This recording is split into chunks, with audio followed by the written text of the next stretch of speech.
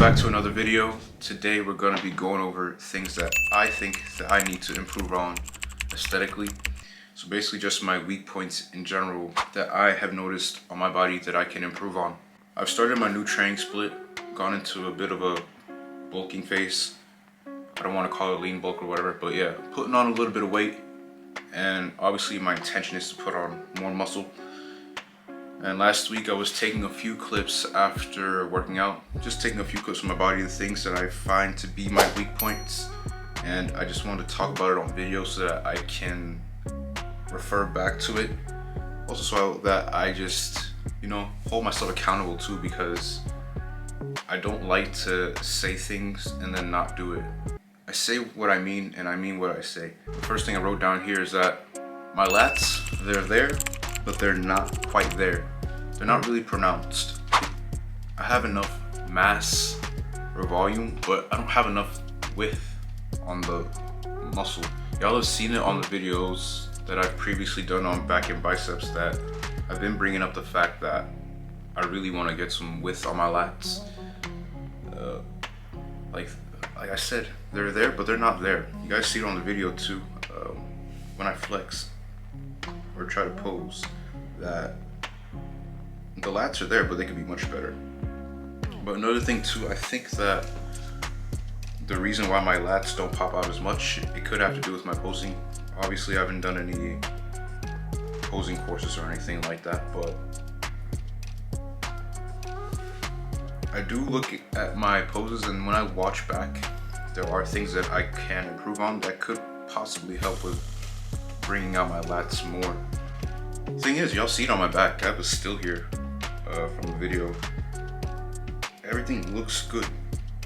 The lats look good, but there's something that's just missing there, and I gotta reach that. Whatever's missing there, I gotta fix it. Everything looks good, but it could be so much better, and that's pretty much what's so fun about building your body and putting on muscle. You can always improve.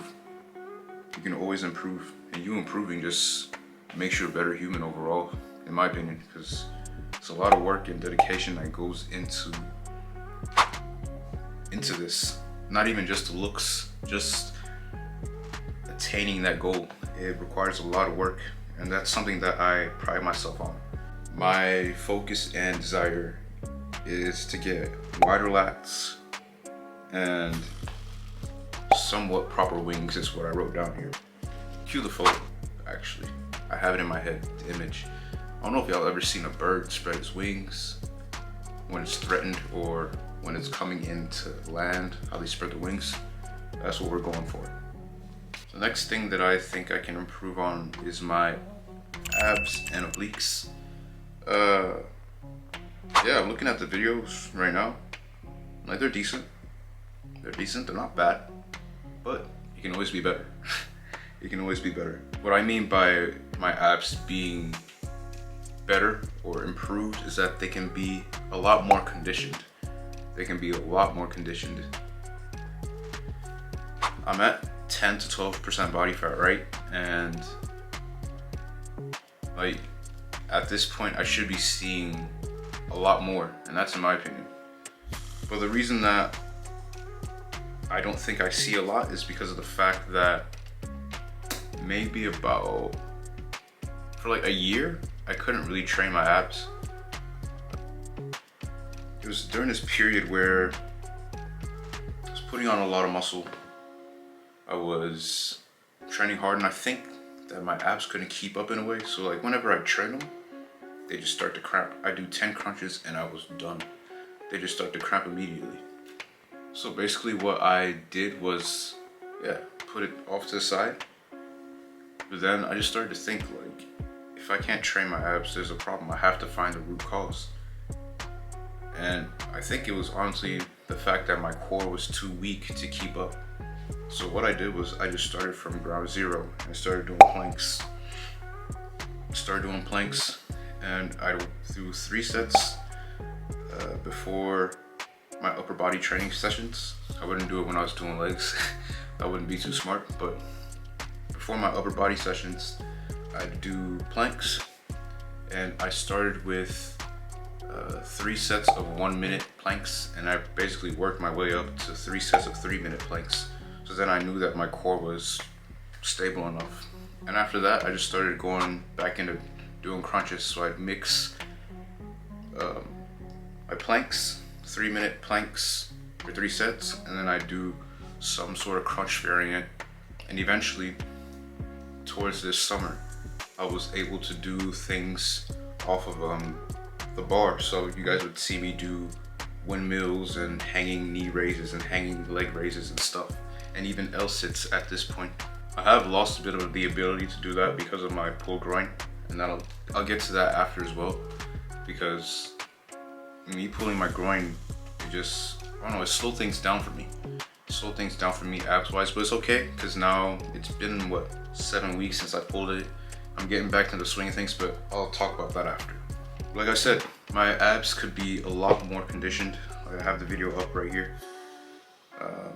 They look good. They look good from the side as well. Very good from the side. You see, like, there's a lot of potential there. There's a lot of potential there. So basically, when I'm going up now in weight, when I cut back down and I get back down to how I look here, or better, I want to see more muscles. I want to see more conditioning. It should be 4K, you know what I mean? 4K quality. Written down up next on my notes is my rear delts. That's gonna be the most important part of my body that I really want to improve on. The first point is that I need to increase the mass of my delts. You guys see it on the video. Let me look along with y'all. You guys even see me point at my rear delts here when I'm standing on the side. You see that my front delts and my side delts completely take over when it comes to my delts. My triceps too as well, especially when I'm flexing it here.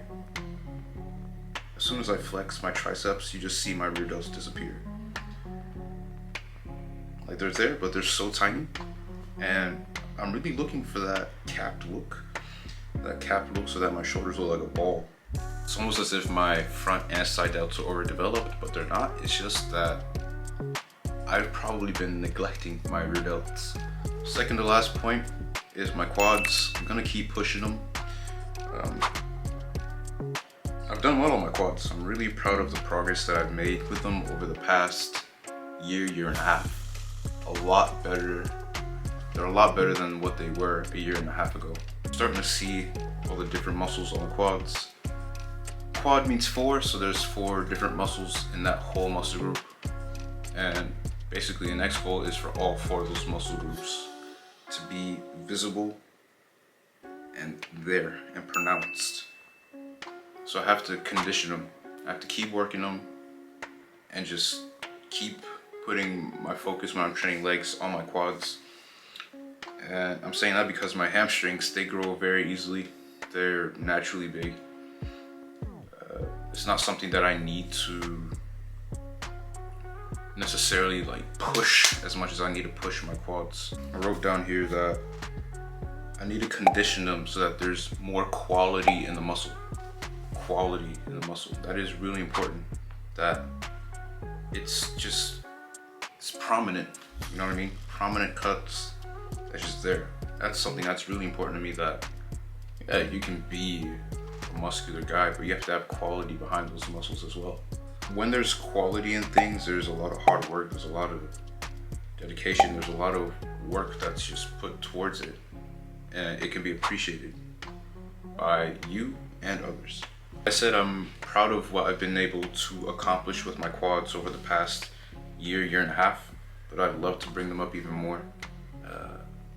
So I already see in my head what I want, like I'm visualizing it, and if it's in my head, it must happen. The last thing I wrote down here on my notes is being mobile. That's another big factor.